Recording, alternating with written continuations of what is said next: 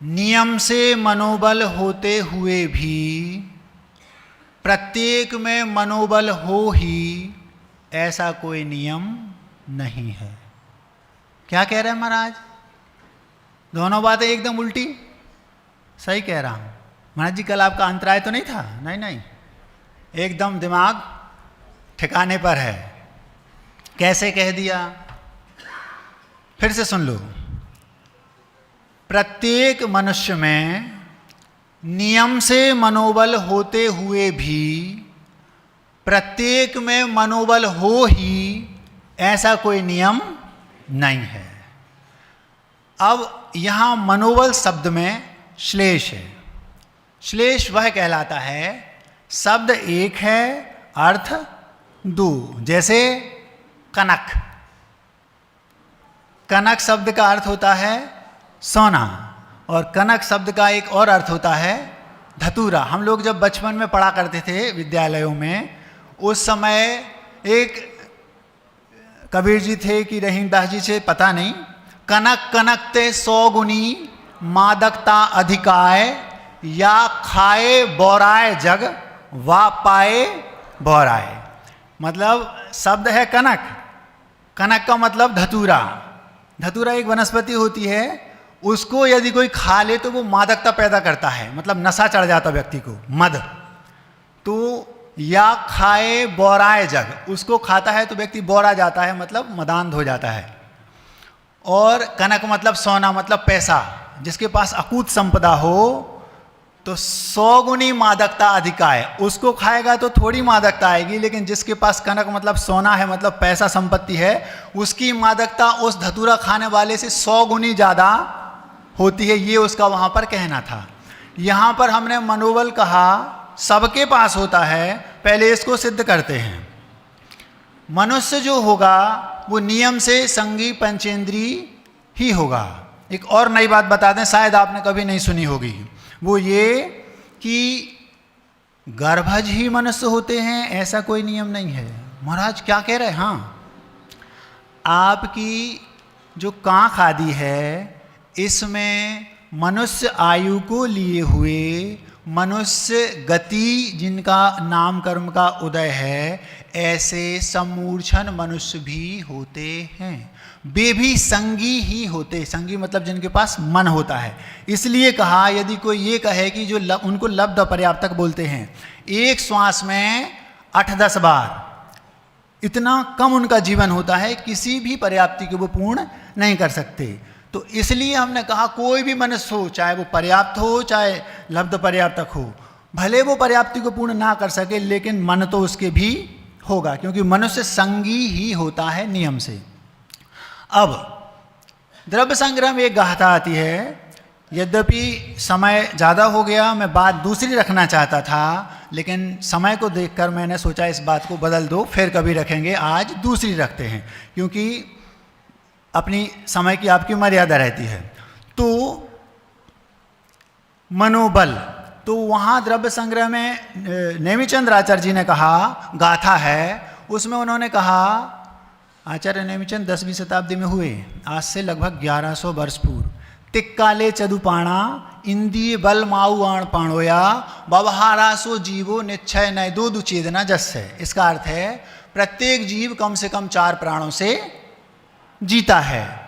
तिक्काले चदुपाणा, तीनों कालों में, चाहे वो भूत भविष्य वर्तमान। कौन कौन से? एक श्वासोच्छ्वास, एक आयु, एक तिक्काले चदुपाण इंद्री, कोई एक इंद्री होगी, कम से कम एक इंद्री जीव तो होगी, और बल, कोई बल होगा। अब हम मनुष्य की बात करें तो उसके 10 प्राण होते हैं, क्योंकि उसके 5 इंद्रियां हैं, 5 इंद्री, 3 बल, आयु और श्वासोच्छ्वास। यहाँ बल जो है वो ये है कि मनोबल, वचन बल और काय बल। अब एक प्रश्न उठता है, महाराज जी 5 जिसकी इंद्रियां हैं मनुष्य की, कोई व्यक्ति जन्म से जन्मांध है तो उसकी तो 4 इंद्रियां कहलाई, ऐसा आपके मन में प्रश्न उठ सकता है। तो ऐसा इसलिए नहीं है, किसी की नासिका भी ना हो, आँखें भी ना हो, कान भी ना हो पर फिर भी वो पंचेंद्रिय कहलाएगा। कैसे? जैसे एक बिजली का तार यहाँ से वहाँ तक लगा है, करंट पूरे तार में है, 5 लट्टू लगे हैं, लट्टू मतलब बल्ब, जल्दी जल्दी इसलिए बोल रहा हूँ ताकि अपनी बात समय पर पूरी कर सकूँ। तो 5 लट्टू लगे हैं, करंट सब में है, लेकिन 3 लट्टू फ्यूज हैं। तो करंट सब में नहीं है क्या? है। ऐसे पूरे शरीर में क्षयोपशम तो है, लेकिन लट्टू फ्यूज है, आंखें उसकी नहीं है। समझ में आ गया ना? तो वो पंचेंद्रिय ही कहलाएगा। इसी अपेक्षा से कहा कि किसी भी मनुष्य के 10 प्राण होंगे, पर्याप्त मनुष्य की अपेक्षा। मनोबल अवश्य होगा, ये मूल बात थी। कैसे? मन उसके होगा, मन होगा तो उसके मन की शक्ति को मनोबल, बोलने की शक्ति को वचन बल और शरीर की शक्ति को काय बल, ये कहा जाता है। ये सब में होगा।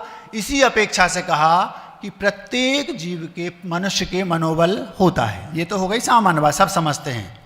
अब नियम से होगा ये भी हो गई, लेकिन नियम से मनोबल हो ये कोई जरूरी नहीं है। ये बात मुख्य है। वो क्या?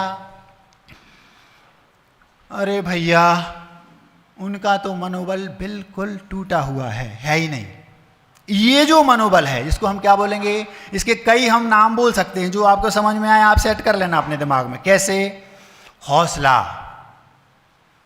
उत्साह शक्ति, विल पावर, इच्छा शक्ति, और भी हम उसके कई नाम, इन सारे नामों के अपने अपने अर्थ हैं, लेकिन ये सब उस मनोबल में गर्भित हो जाते हैं। उत्साह नहीं है। एक फिल्म देखी थी, आप लोग हंसना नहीं, उसका नाम है मुन्ना भाई MBBS। महाराज जी आपको वही फिल्म क्यों दिखती?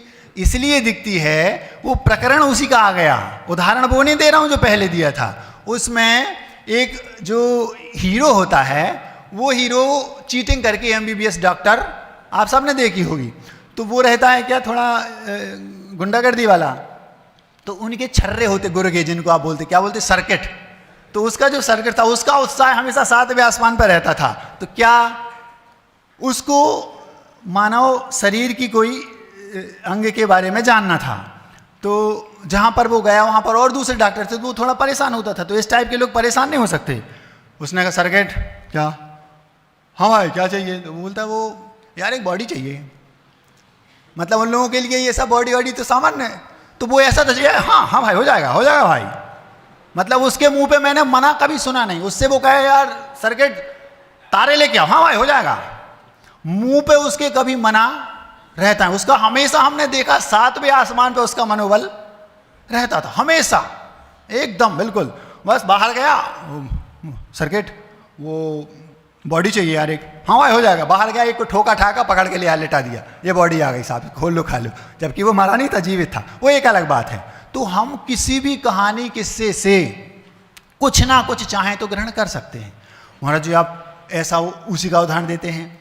कहीं से भी हम कुछ भी, चाहे वो छोटा सा बच्चा हो सकता है एक 60 वर्ष के व्यक्ति को एक 8 वर्ष का बालक शिक्षा दे दे, और वो ऐसी दे दे कि उसको कभी किताबों में ना देखने को मिली हो, ना सुनने को मिली हो, ऐसा भी हो सकता है। तो हमें तो लगन होनी चाहिए सीखने की। अब उसने दे दिया, उसका ये उत्साह था, उसका ये एक प्रकार से मनोबल था। ये है मनोबल। एक जगह पर एक बार हमने पढ़ा था, कौन कम भक्त पहाड़ों को पैरों से चढ़ता है, पर्वतों पर तो हौसलों से चढ़ा जाता है। ये है मनोबल। ये है, ये हर व्यक्ति के अंदर नहीं रहता। तो मैंने ये जो पहले कहा कि प्रत्येक मनुष्य में रहता है, मैं ये कहना चाह रहा हूं आप सब के सब शेर के बच्चे हैं। लेकिन जिन मतलब शेर के बच्चे मतलब सबके अंदर मनोबल है, ये सिद्धांत कह रहा है। कोई भी मनुष्य ऐसा नहीं जिसके अंदर मनोबल ना हो। फिर कमी कहाँ है? कमी ये है, या तो वो जागृत था, सो गया, अथवा हमने जागृत उसको किया नहीं। 3-4 कारणों से किसी भी व्यक्ति के अंदर मनोबल जागृत किया जा सकता है। पहला नैसर्गिक होता है। कई बच्चे ऐसे होते हैं वो नैसर्गिक उनके अंदर। ये महाराज जी आप क्यों बताना चाह रहे? मेरा आज का जो विषय है वो था दूसरा, लेकिन जो दूसरा बदल के रखा समय के कारण, उसको भी हमने, वो है लगन। वो बिना मनोबल के नहीं आएगी। तो मैं आपको लगन की ओर ले जाना चाह रहा हूं। हम कुछ भी करें उसमें हमारा पागलपन होना चाहिए। भगवान की पूजा करो, अब करनी पड़ती है, यस, हम लोग एक पाठ पढ़ते हैं, स्तोत्र पाठ, सुबह सुबह प्रतिदिन। उसमें एक पंक्ति आती है, यस्मात् क्रिया प्रतिफलंति न भाव शून्य। जो भी क्रिया आप भाव शून्य होकर कर रहे हैं वो क्रिया आपकी फलदायी नहीं होगी, होगी तो थोड़ा बहुत। अब आपने नियम ले लिया, महाराज जी हम आधे घंटे तक प्रतिदिन जीवन पर्यंत पूजन करेंगे, ले लिया। अब मंदिर जा रहे हैं, अब आधा घंटा निकालना, 20 बार घड़ी देख रहे हैं, भगवान की पूजन कर रहे हैं। अरे जब कर ही रहे हैं तो लगन से करो ना। तो लगन कहाँ से आएगी? मनोबल जागृत करो, इच्छा शक्ति जागृत करो। तो उसके लिए लक्ष्य बनाओ। हमारा लक्ष्य क्या है? भगवान की पूजन करने से क्या होता है? ये होता है, ये हमारा लक्ष्य हो गया, मुझे इसको पाना है, तीव्र पुण्य संचय होगा, ऐसा माना कि आपका लक्ष्य है। तो आपके अंदर वो मनोबल जागृत होगा, मनोबल से आपके अंदर उत्साह आएगा, वो एक चीज हो गई। फिर आप उससे जो काम करेंगे तो उसका आपको प्रतिफल सामने दिखाई देगा। आज बच्चों के सामने सबसे बड़ी समस्या ये है कि उनके अंदर उत्साह शक्ति नहीं है। हर एक व्यक्ति के अंदर है लेकिन वो जागृत नहीं है, इसलिए उसके अंदर लगन नहीं है। कैसी लगन होना चाहिए? आपने गोमटेश प्रतिमा के बारे में सुना होगा। जो शिल्पी गोमटेश मूर्ति को बना रहा था बाहुबली भगवान की, उसकी माँ रोज उसको समय पर भोजन देती, वो रोज जाता भोजन करता, लेकिन उसके दिमाग में एक ही चीज चलती थी, प्रतिमा। ऐसी लगन थी उसके अंदर, इतनी तीव्र उत्साह शक्ति थी, इच्छा शक्ति, मुझे इसको अल्टीमेट बनाना है, और उसने बनाया भी। अब बहुत लंबे समय के बाद वो प्रतिमा उसकी पूर्ण हो गई, बनकर तैयार हो गई। तैयार होने के बाद वही स्थिति आई, माँ भोजन लाई, उसने किया, माँ आज इसमें नमक नहीं डाला। बेटा तुम्हारी प्रतिमा पूरी बन गई। हाँ माँ, 6 महीने से नहीं डाला हमने। समझ में आ रहा? ऐसी लगन हो, पागलपन हो लक्ष्य को पाने का, किसी भी क्षेत्र में हो। अगर आपको अपने काम करने में आनंद नहीं आ रहा, आपका उसके प्रति उत्साह नहीं है, कोई मतलब नहीं। महाराज हम ये, महाराज क्यों कह रहे हो? 2 दिन पहले मैं जंगल जा रहा था, एक बालक कहता, महाराज जी मुझे घर में अच्छा नहीं लगता। तो भैया हमारे साथ आ जाओ। नहीं महाराज जी ऐसा नहीं कह रहे, घर में तो अच्छा लगता है, मगर घर में पढ़ना अच्छा नहीं लगता। तो मुझे लगा इसके अंदर लगन नहीं है, इसके अंदर इसका लक्ष्य नहीं कि मुझे करना क्या है, इसके अंदर उत्साह नहीं भरा गया बच्चों, माँ पिता अथवा दादा आदि घर के सदस्यों ने।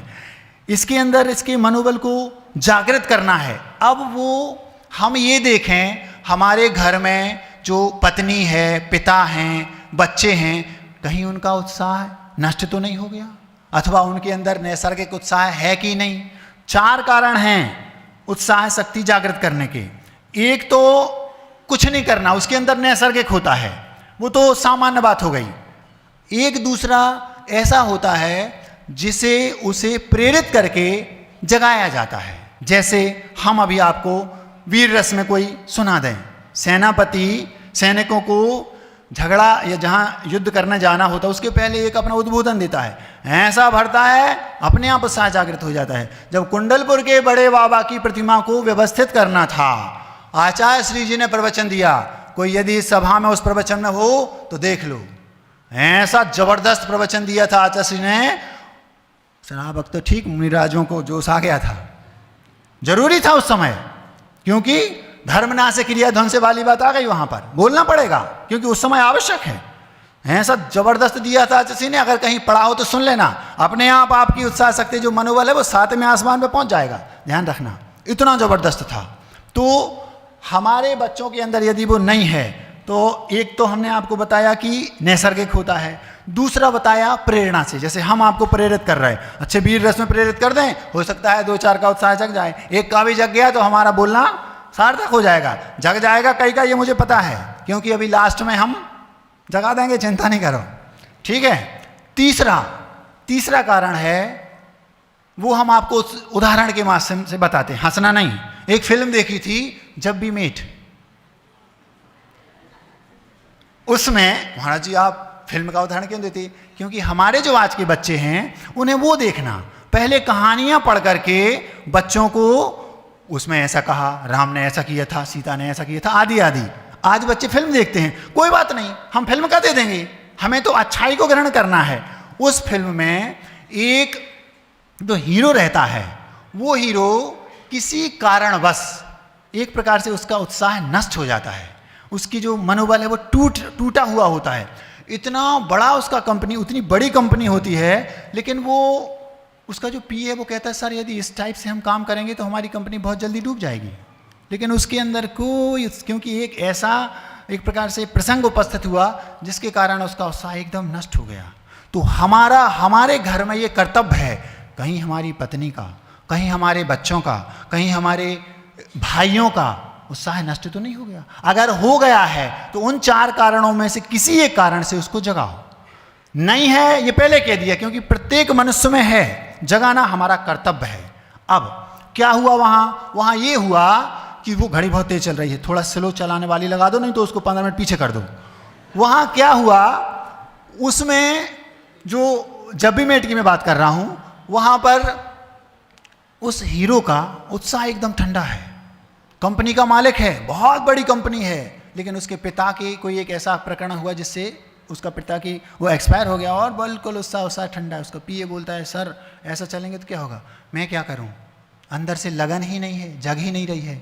तो जो तीसरा कारण था, तीसरे व्यक्ति को देखकर, मान लो आपका पड़ोसी बहुत उत्साहित रहता है और आपका उत्साह एकदम ठंडा पड़ा है, 1 बार 2 बार 4 बार आपने उसको देखा, देखते देखते लगा ये तो बहुत सफल है, गजब की बात है, इसके अंदर तो एक गजब की चीज है, 2 4 10 बार देखा, मुझे भी ऐसा करना चाहिए, ऐसे भी उत्साह जागृत हो सकता है। उसमें क्या हुआ, उसकी एक महिला मित्र बन गई उस हीरो की, वो गजब की उत्साहित रहती थी, उसका उत्साह हमेशा 7वें आसमान पर रहता था। महाराज जी जैनिज्म में 7 आसमान होते हैं, आकाश तो एक ही द्रव्य है, लेकिन लौकिक क्षेत्र में कहा जाता है उनका मनोबल तो 7वें आसमान पर रहता है। जैसे लोग कहते हैं ना हमारे गुरु जी का मनोबल तो 7वें आसमान। महाराज जी आप जल्दी जल्दी क्यों मुड़ रहे हैं, क्योंकि घड़ी जल्दी जल्दी चल रही है।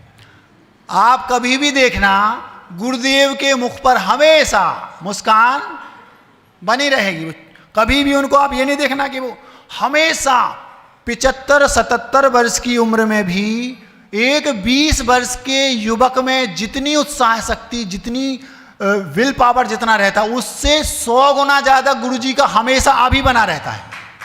ये मैंने कई बार देखा। कुछ भी होता है, हाँ कोई बात नहीं देख लेंगे, बिल्कुल उनका अंदाज वही रहता है जैसा सर्किट करता, हाँ हो जाएगा भाई, हाँ ये सही है, मैंने कई बार देखा, 20 बार देख चुका हूं इसलिए बता रहा हूं। तो उसने क्या किया उस फिल्म में, उसकी जो महिला मित्र थी उसका उत्साह हमेशा एकदम उत्साहित रहती थी, वो उसका विल पावर गजब का था। तो उसको देख करके वो फिर कंपनी गया अपनी और वहां बैठा शांति से। मेरे स्थान पर अगर वो होती तो क्या करती, तो बस अरे वो होती तो वो तो ऐसा करती। और उसने उस तरीके से अंदाज से काम शुरू करना कर दिया, उसकी जो मनोबल था वो जागृत हो गया, उसकी उत्साह शक्ति जागृत हो गई, इच्छा शक्ति, उसका हौसला इतना बढ़ गया कि उसका पीए जो कुछ दिनों पहले कह रहा था सर अगर हम ऐसे काम करेंगे तो हमारी कंपनी डूब जाएगी, वो क्या बोलता है, सर अगर इस तरीके से काम करेंगे तो हम तो बहुत जल्दी नंबर 1 बन जाएंगे। ये तीसरा तरीका है कि उत्साह को हम कैसे जागृत करें। इससे हमारे अंदर लगन पैदा होगी। हम पूजा कर रहे हैं, जब पूजा कर रहे हैं ठंडे स्वाहा आधा घंटा निकालना, क्योंकि हमारा नियम है, इससे अच्छा और कम कर लो, लेकिन उत्साह के साथ करो। क्यों कर रहे हैं, इस लक्ष्य को पता कर लो, हम क्यों कर रहे हैं, इसका फल क्या मिलेगा, अपने आप बात आ जाएगी।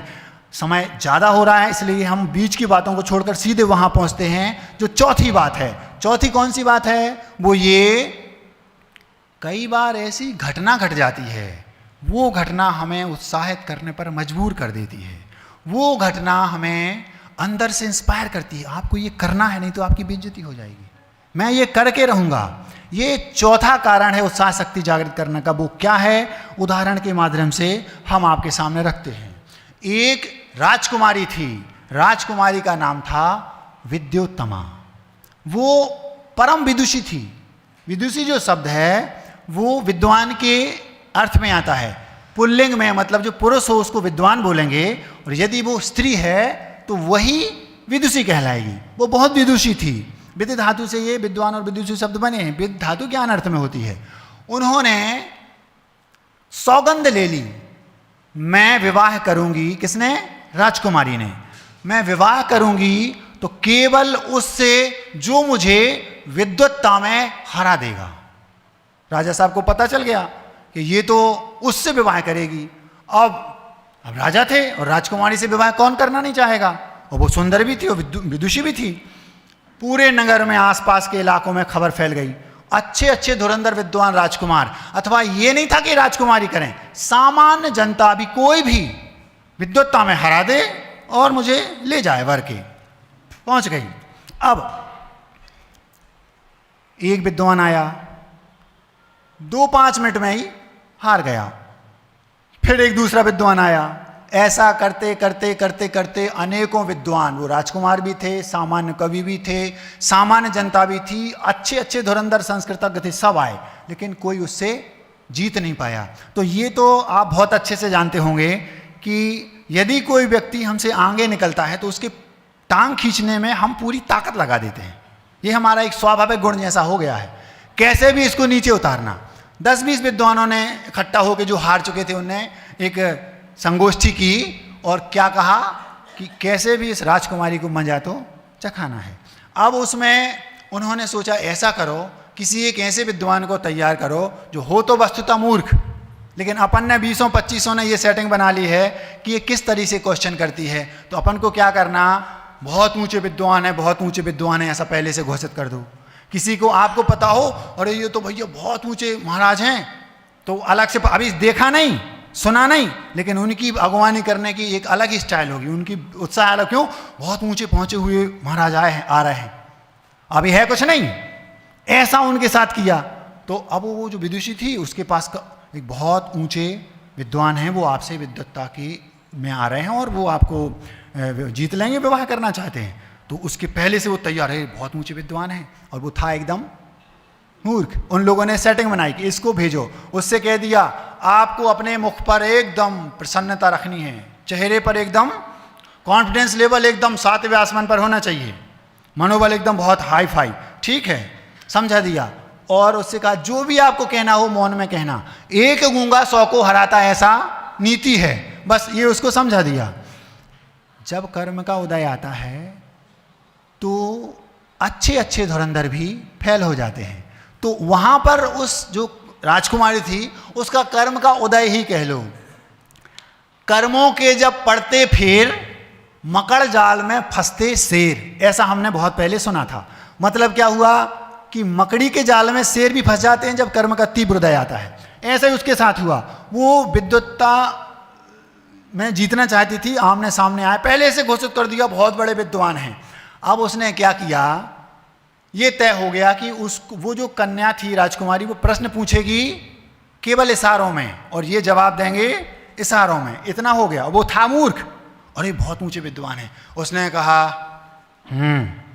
कन्या ने कहा मतलब एक, और वो तो था मूर्ख, समझे, ऊंची चीज था, उसको समझा दिया, तो मुंह से बस नहीं बोलना, तो मैं जो समझ में आया कहना। उसने कहा एक उंगली दिखा रही है, उसका 2, तो वो क्या सोचती है, अरे ये तो बहुत, वो है ना मकड़ जाल में फंसते शेर वाली बात, तो बहुत ऊंचे विद्वान है। मैंने कहा आत्मा एक है और ये तो 2 दिखा दिया, मतलब ये कह रहे हैं कि 2 जीव और पुद्गल इसके चक्कर में पूरा संसार पड़ा, तो बहुत ऊंचे विद्वान हैं। ऐसा करते करते उसने 10-20 क्वेश्चन किए ऐसा ही इशारों में, और वो गुस्सा में उत्तर देता था, लेकिन चित्त में प्रसन्नता, अंदर से तो रोष, क्योंकि वो तो विद्वान था ही नहीं।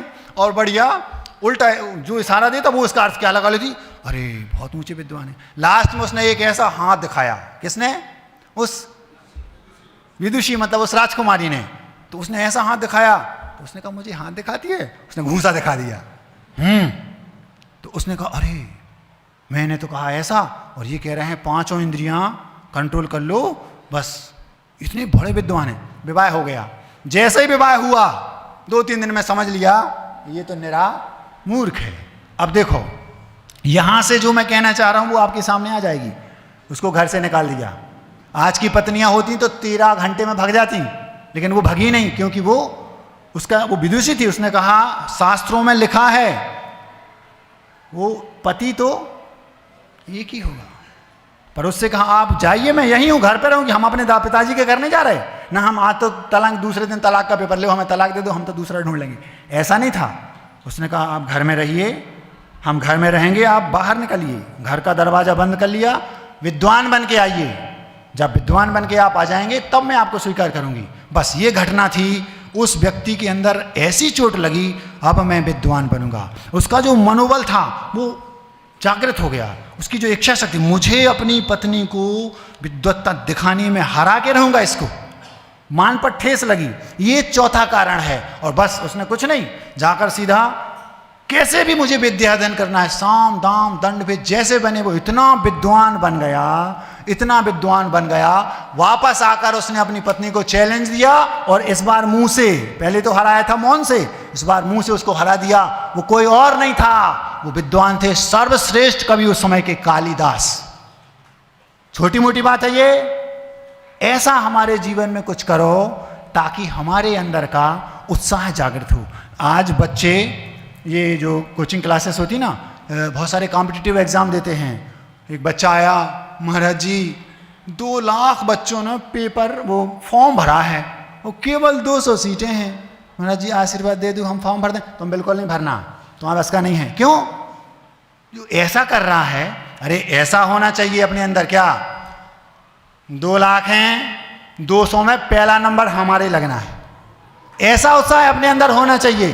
पहले से तुम कह रहे हो अब 2 लाख में 200 हैं, पता नहीं हमारा होगा कि नहीं, तुम्हारा कभी नहीं हो पाएगा। एक व्यक्ति आकर बोलता है, पंडित जी महाराज जी हमने ऐसा पढ़ा है कि संसार में 2-3 सम्यक दृष्टि हैं। हमने भैया हम तो पक्के हैं, तुम्हारी तुम जानो। सम्यक दृष्टि हम तो पक्के हैं, इसमें मुझे कोई शक नहीं। और हमारे गुरु जी 2 हो गए, अब तीसरे तुम ढूंढ लो, हमें नहीं पता। ये फालतू की बातें हैं, लोगों की दिमाग ऐसा है नहीं। चारों गतियों में सम्यक दर्शन उत्पन्न करने की शक्ति है, होता है। 2-3 सम्यक दृष्टि ऐसा नहीं समझना, समझे? आप लोगों को बरगलाया जाता है और आप लोग चूंकि कुछ समझते जानते हैं नहीं, इसलिए फितूरी में आ जाते हैं। कोई बात नहीं, समय हो गया है। 4 बातें याद रखना। अपने जीवन में मनोबल को ऊंचा उठाना, यदि हमारे आसपास नहीं उठा है उनको उठाने का प्रयास करना, और 4 कारणों से कैसे भी उनको उठाना, नहीं हो आपके बस की बात, नहीं हो हम लोगों के पास ले आना अच्छी तरह से आता है, अपना उठाना भी और दूसरों का भी। महाराज जी, पंडित जी इतनी गजब की पंक्ति आपको सुना रहे हैं, आप विभोर हो जाओगे। क्या कहा? 28 मूल गुणों का पालन करना तो गौण चारित्र है। दिगंबर मुनिराज 28 मूल गुणों का पालन करते हैं। सुन रहे हो विद्वानों? 28 मूल गुणों का पालन करना तो गौण चारित्र है, प्रमुदितपना मुख्य चारित्र है, ऐसा कहा। कहीं लिखा है? आपको याद आ गया कहां लिखा है? मतलब 28 मूल गुणों में सामायिक भी आता है, 28 मूल गुणों में केसलोंच भी आता है। अरे अब करना पड़ेगा, करना पड़ेगा नहीं, करेंगे उत्साह से। 1 घंटा नहीं लगता, आप लोगों को 1 घंटा लगता होगा छिलवाने में, हम लोगों को उखाड़ने में 1 घंटा लगता है। दोनों चीजें, नाड़ी मूक सिंह सब 1 घंटे में सब बराबर। उत्साह होना चाहिए। 28 मूल गुणों का पालन करना गौण चारित्र है, और 28 मूल गुणों का पालन उत्साह के साथ करना ये मुख्य चारित्र है, ऐसा कहा। बताना कहां लिखा, नहीं तो मैं बता दूंगा। ऐसा अपने अंदर उत्साह सक्रिय जागृत करो, अपने मनोबल को ऊपर उठाओ, इच्छा शक्ति जागृत करो। महाराज आपका अपना हमेशा सातवें आसमान पर रहता है। क्यों? हमारे गुरु जी का रहता, वही उनने हमें सिखाया, हमारा भी है। महाराज जी ओवर कॉन्फिडेंस नहीं है ये, मैं ये काम कर सकता हूं, ये मेरा विश्वास है, केवल ये काम मैं ही कर सकता हूं, ये ओवर कॉन्फिडेंस हो गया। हम अपनी बात नहीं कर रहे, मैं कर सकता हूं, ये मेरा आत्मविश्वास है, कॉन्फिडेंस है। लेकिन मैं ही कर सकता हूं, ये नहीं कर सकते, ऐसा नहीं। ये सब हमसे कई गुने आगे हैं, समझ रहे? ऐसा। एक मिठाई का समय हो गया, घड़ी थोड़ी आगे आ गई। अब सब बातों को विराम देके हम सीधा वीर रस में उसी बात को कहते हैं जिससे जिसका रह गया उसका और जागृत हो जाए। क्या था? संघ में एक निराग सागर जी थे, उनका एक तकिया कलाम था, कां कू की नहीं करने का। उसका मतलब है कुछ भी करो। अब मान लो आपका विवाह हो गया, अब उसी के साथ जीवन में रहना है। अरे जब रहना ही है तो ऐसे काकू की करके क्यों रहना? अच्छा दिलेरी से रहो, रहना ही उसके साथ है, प्रसन्न होके रहो। वो भोजन बनाना पड़ता, बनाना है ही तो पड़ता क्यों? उत्साह के साथ बनाओ, चाहे टेस्टी। नहीं समझे? तो काकू की नहीं करने का ये उसका टाइटल था, उनका ये तकिया कलाम था। हमने सोचा इसको अपन कविता का रूप दे दो, तो दे दिया। काल पंचम है श्रवण विपरीत, पर फिर भी न डरने का। कितनी भी मुश्किल घड़ी आ जाए पर फिर भी तुम लड़ने का। खींचे भी अगर कोई पैर पीछे तुम फिर भी आगे बढ़ने का। और मुश्किलें कितनी भी आ जाएं पर कांकों की नहीं करने का। स्वप्न में भी ना होने पाए भाव कभी पीछे मुड़ने का। जो होगा सो देखा जाएगा, सत्य पर तुम अड़ने का। मौका मिला है तो चूक ना हो जाए ऊंचा उड़ने का। और परिस्थितियां कैसी भी हों पर कांकों की नहीं करने का। आदर्श बन जाओ अलग कुछ ऐसा कर गुजरने का। ऐसा कुछ करके ऐसा कर गुजरो, मतलब कुछ ऐसा करो कि आप आइडियल बन जाओ, लोग आपको अपना आदर्श माने। आदर्श बन जाओ अलग कुछ ऐसा कर गुजरने का। निर्भीक होकर मोक्ष पथ पर सिंह सा विचरने का। बकरियों की भांति क्या चलना। सिंह, दिगंबर मुद्रा को सिंह वृत्ति कहा है, समझे। मान नहीं लेकिन स्वाभिमान रग रग में होना। अभिमान होना नहीं और स्वाभिमान खोना नहीं, ये तब मजा आता है जीने में। आदर्श बन जाओ अलग कुछ ऐसा कर गुजरने का। निर्भीक होकर मोक्ष पथ पर सिंह सा विचरने का। निर्दोष संयम पाल कर अब दिन पर दिन निखरने का। और विपरीत तक कितनी भी आ जाए तो कांकों की नहीं करने का। रहना भी हो तो दूसरों के हृदय में घर करने का। आप लोग अपने घरों में रहते हो और विद्यासागर हृदयों में रहते हैं, एक एक हृदय में समाये हैं। रहना भी हो तो दूसरों के हृदय में घर करने का। रहना भी हो तो दूसरों के हृदय में घर करने का। मुख से कम चर्या से जितना चाहो उतना कहने का। देख कर सब जान कर भी बहते रहना झरने सा।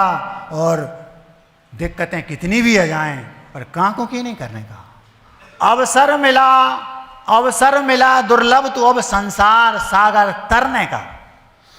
ऊंचे विचारों सद्गुणों से सीख सजने का, संवरने का। अवसर मिला दुर्लभ, ये दुर्लभ अवसर है दिगंबरत पाना, कोई हंसी खेल नहीं है। अवसर मिला दुर्लभ तो अब संसार सागर तरने का। ऊंचे विचारों सद्गुणों से सजने का, संवरने का। औरों व अपने अनुभवों से सीखने का, सुधरने का। और राहें पथरीली भी क्यों ना हो पर कांकों की नहीं करने का। धैर्य रखना, संतोष भी गर चमकना है गहने सा। गहने कौन से? ये आपके यहाँ जो दुकानें हैं ना, एक 24 कैरेट वाले हैं, एक महावीर ज्वेलर्स वाले हैं, वो गहने नहीं, ये दूसरे गहने हैं, बहुत महंगे हैं। धैर्य रखना, उत्साह भी गर चमकना है गहने सा। धैर्य रखना, उत्साह भी गर चमकना है गहने सा। कर्म तो झर झर झरेंगे पर समता से चुपचाप सहने का। सहते भी अंतिम सांस तक तुम मुस्कुराते रहने का। और राहें पथरीली भी क्यों ना हो पर कांकू की नहीं करने का। अहिंसा परमो धर्म की